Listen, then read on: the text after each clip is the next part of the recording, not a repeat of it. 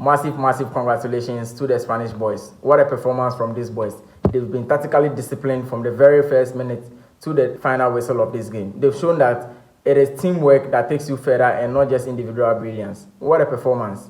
These guys have been so good to the extent that the French midfield was not able to outplay their midfield. So there was no ball flowing through the midfield. If you notice, the French players were not able to pass ball through their midfield. And this was one of the errors from the coach. Going into a game against the Spanish side, Didier Deschamps should have known that their midfield is their best weapon. So you don't just come in with just any midfield. Tchouaméni in this game hasn't been great like that. And Olise was very poor in this game. If you want to speak the fact, why didn't Koun start ahead of Tchouaméni? You've been playing that midfield and it's going quite well for you. So why then do you change? I don't understand this about some coaches. This midfield was going all out for you. And then you are going to meet a Spanish midfield which was that great. You know Spain has correct midfielders. And to top it all off, Pedri was not in this game. He came in later in the game. And they still outplayed your midfield. Today, your problem was just the midfield.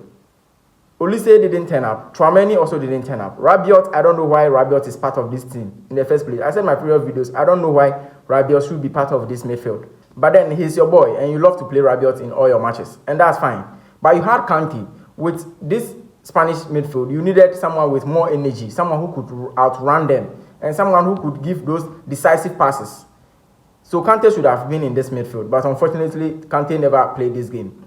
And starting Barcola ahead of Doué in this game was also another problem. You should have started Doué ahead of Barcola. Barcola lacks the experience. He lacks the decision-making in the final third. He has been poor in the final third. He had some chances where he could have pushed, but he didn't push. These are some of the things that affect the team. Those tiny little details. If you make mistakes concerning these things, it affects you in the whole game. And that was what cost you in this game today. Look at the Spanish boys. They got only 2 shots on target and they took it. Look at that pass from Dani Olmo. Very decisive passes. They gave all those passes and they took their chances. Pedro Porro with a nice finish. What a performance from the Spanish boys.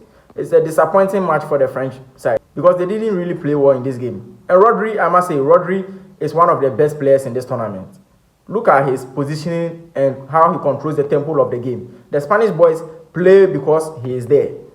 Rodri with Fabian Ruiz is one of the great partnerships. They just know and understand each other and know what to do. And I must say, Kubasi and the Spanish defense have been really great. Kubasi really stood out for me today because stopping Mbappe and actually holding Dembele at the same time is not an easy job.